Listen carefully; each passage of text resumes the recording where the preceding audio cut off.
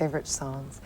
A bar in Chicago has turned into the spot where local poets go to show what they're made of. Well, no barroom brawls there, just a battle of words. It's called slam poetry.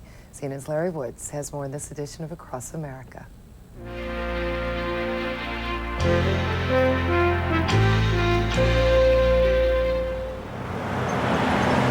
It is cold and windy in the city of the big shoulders. And on this given evening, some are finding their way to a place where, as Ezra Pound would say, they are striving to resuscitate the dead art of poetry. Make that slam poetry, a competitive standoff where lovers of language do literary battle, mano a mano. At the Green Mill Lounge, a smallish hideaway where slam poetry got its start. Here you're at the slam, folks, the original slam. Slams all over the country. I'm just this guy. I'm just this Chicago guy who liked poetry, wrote poetry, didn't have access into the established poetry places, and decided, like a lot of Chicago people, to do it my way. And they all started here, and I'm the guy who started the slams. My name is Marc Smith. You go to other poetry readings, and people get up, and they read, and oh, neato, and it always has this sort of sheen of beatnikness or something. But this has more of a Las Vegas gleam on it. Shall we introduce the judges? Right at judge table number 1, we have Patty. What's her qualification? She's had 2 drinks. It's not just your ideas and you're in a cave. You're putting them to the people, and the people are giving you their feedback back. Maybe they're yelling to get you the hell off stage, but they're giving you feedback.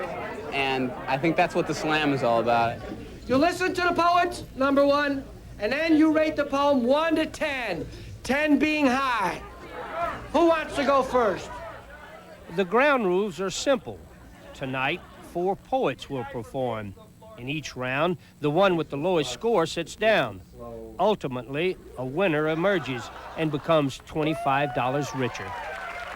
So listen, if you will, to how the unafraid come forth with what Wordsworth called the spontaneous overflow of powerful feelings.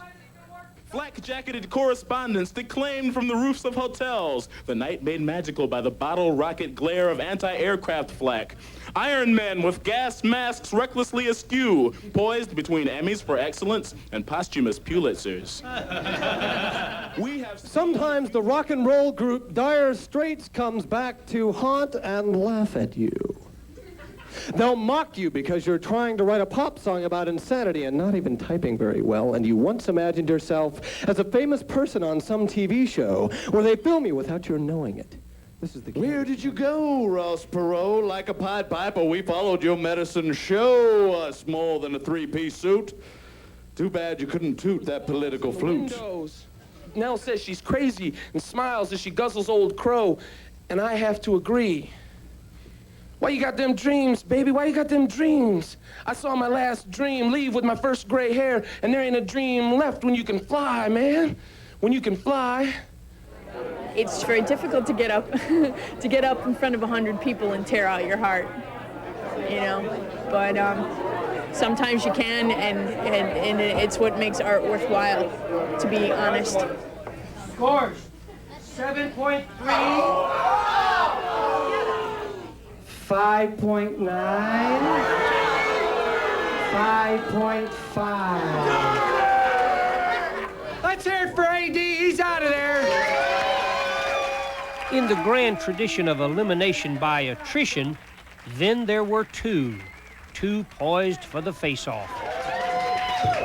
Bring back the World War II men. Our Great Depression is 20 years old. The yen and Deutschmark are winning. The women won't give up their jobs and go home. Dictators are chuckling at us from the desert. Europe's too weak to slap down the Serbs, and the new world order needs a few good men.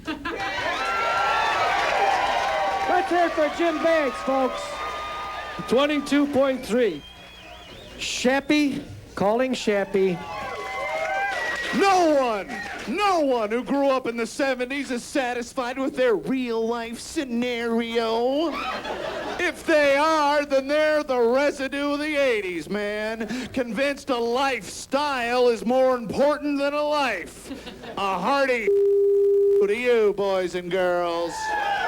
Let me tell you something. Maybe I'm just squeezing some sour grapes into sarcastic wine here, but sooner or later, you're all gonna take a sip and enjoy the bouquet of vintage bull.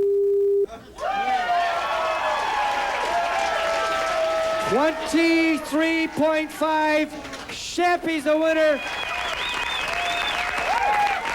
I don't care that it isn't the great poetry all the time, but there's great poets here.